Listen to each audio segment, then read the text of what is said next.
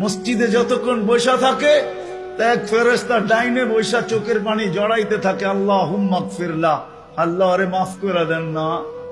আল্লাহ বলে তোরা তো আইলো গেল কি, আপনার ঘরেই তো বয়ে রয়েছে, আমাকে জিজ্ঞাসা করেন কেন তোর দিলে এত ব্যথা কেন? আপনার ঘরেই তো বয়ে রয়েছে, বন্দা তো আপনারই, সৃষ্টির সেরা তো আপনিই বানাইছেন। ও যদিও না কান্দে তো আমি ওর পক্ষ হয়ে একটু কান্দতেছি, অসুবিধা কি? আরেকজন বলে আল্লাহুম্মা আরহাম আলাইহি, আল্লাহর উপরে দয়া করেন না। আপনার ঘরে বসে রইল, তারপরে যদি দয়া না করেন তো বাজারে গেলে করবেন, ওটা তো দয়ার জায়গাই না। কি করে না করে না দোয়া?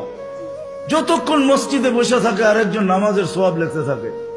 আল্লাহ বলে ঘুমায় তো রইল, তুই নামাজের সোয়াব লেখোস না কেন? ঘুমাইলো তো আপনার বাড়িতেই ঘুমাইছে, আর কোথায় ঘুমাইছে? সোয়াব লিখবো না তো লিখবো না কেন? এটাও ফেরেশতা চালায়। আপনি ভাবেন শ্বাস প্রশ্বাস এমনি নেন? কন্ট্রোল রুম আছে, কন্ট্রোল রুম। হ্যাঁ, হাবায়েক ফি আখবারিল মালায়েক কিতাবে আছে, জালালউদ্দিন সুয়ুতী রহমাতুল্লাহ আলাইহি লেখা। যখন শ্বাস নেই তো ফেরেশতা বলে আল্লাহ আমসিকা ওয়াতরুক, বন্ধ করে দিব না খোলা রাখবো?